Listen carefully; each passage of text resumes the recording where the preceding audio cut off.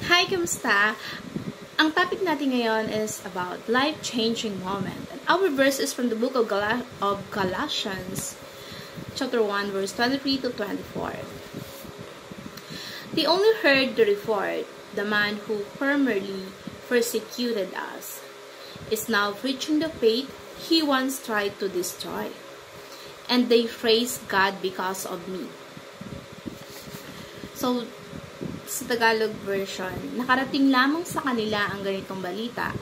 Ang dating umuusig sa atin ay mangangaral na ngayon ng pananampalatayang dati sinikap niyang wasakin. Kaya nagpuri sila sa Diyos sa akin. So, God radically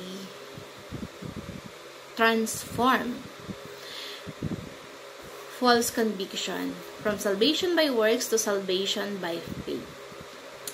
Kaya pinag-uusapan siya ng mga Judea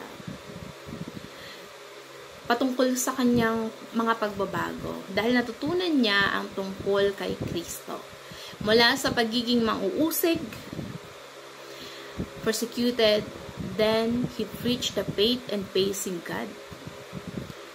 Naging instrument para magpahayag ng salita ng Diyos at nagpupuri sa kaluwalhatian ng Diyos. At isa yon sa pangunahing dulot ng kanyang pagbabago at layunin ng kanyang buhay. Dati siyang offender ng mga Christians, biruin mo, he became a defender. Dating offender, naging defender. Nanindigan si Pablo sa katotohanan na ang kaligtasan ay dumarating lamang sa biyaya ng Diyos sa pamamagitan ng pananampalataya sa kabayaran ni Kristo para sa ating mga kasalanan sa krus. So, yung pagbabagong naganap sa buhay ni Pablo ay pinag-usapan talaga. At yun ang naging dahilan kung bakit nagpupuri sa Diyos ang kanyang pamilya, kapitbahay, at mga taong nabahagian niya ng salita ng Diyos. At dahil sa kanya, the life of freedom and salvation gives to believers. Pinapaalala dito sa atin ni Apostle Paul na ang kalayaan nating tinatamasa ay dahil sa connection natin to Jesus Christ. Mauunawaan sa kaugnayan sa Diyos.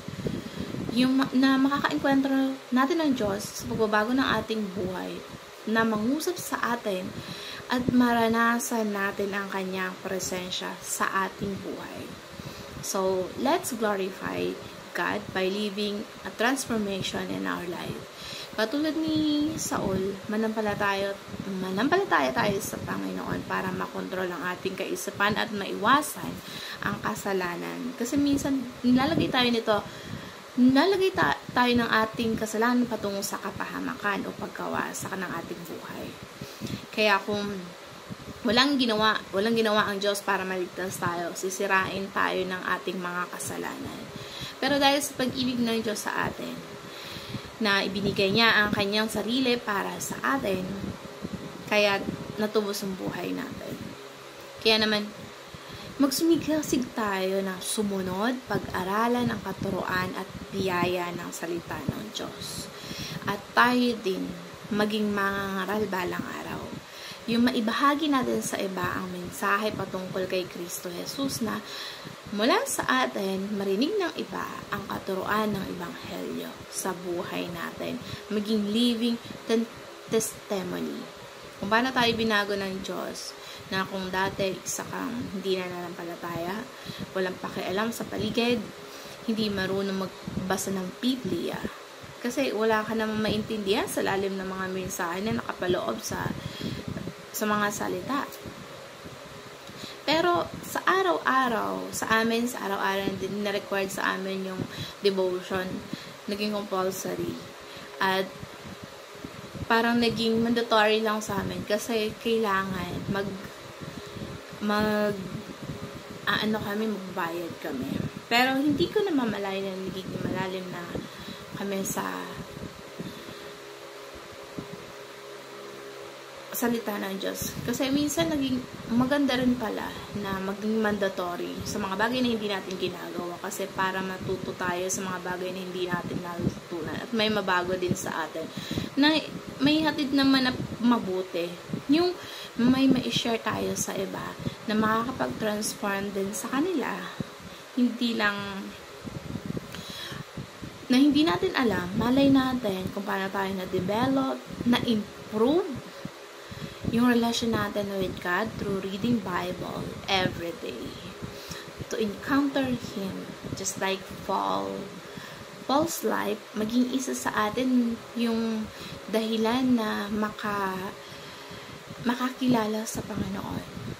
At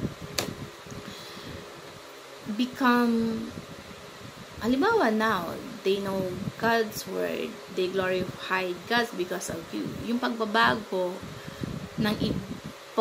mo ay naging pagbabago din ng iba. And the best transformation sa buhay mo, yung isa ka sa maging susay o gagawing instrument ng Diyos para ipalaganap ang salita sa nasusulat. So, take time to read Bible every day and spread the gospel, not spread the chismis na hindi totoo. So, thank you for patiently listening what I had to say. I wish you all blessed today. God bless everyone. Hanggang sa muli.